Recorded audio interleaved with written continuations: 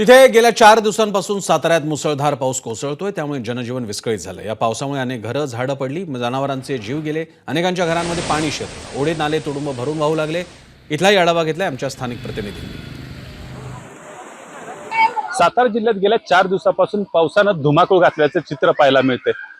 पूर्वेकडचा भाग असेल, पश्चिमेकडचा भाग असेल, त्याचबरोबर डोंगराळ भाग असेल, या भागामध्ये पावसानं हाहाकार माजवल्याचं आपल्याला पाहायला मिळतंय। आता आपण सध्या संगमावली परिसरात आहोत। तुम्ही पाहू शकताय नद्यांना पूरजनक परिस्थिती निर्माण झाल्याचं पाहायला मिळतंय। कृष्णा वेण्णाच्या संगमावर आपण आहोत। तुम्ही बघू शकताय नद्या या तुडुंब भरून वाहताना आपल्याला पाहायला मिळत आहेत। मोठमोठ्या झाडं या नदीपात्रात वाहून येताना देखील आपल्याला चित्र पाहायला मिळतंय। नदीचं रौद्र रूप तुम्हाला आता दाखवण्याचा प्रयत्न एबीपी माझाच्या माध्यमातून आपण करत आहोत। मोठ्या प्रमाणावर आता पाऊस सातारा जिल्ह्यात नोंद होताना पाहायला मिळते। 157 मिलीमीटर पावसाची नोंद आतापर्यंत सातारा जिल्ह्यात झाल्याचं आपल्याला एकंदरीत पाहायला मिळतंय।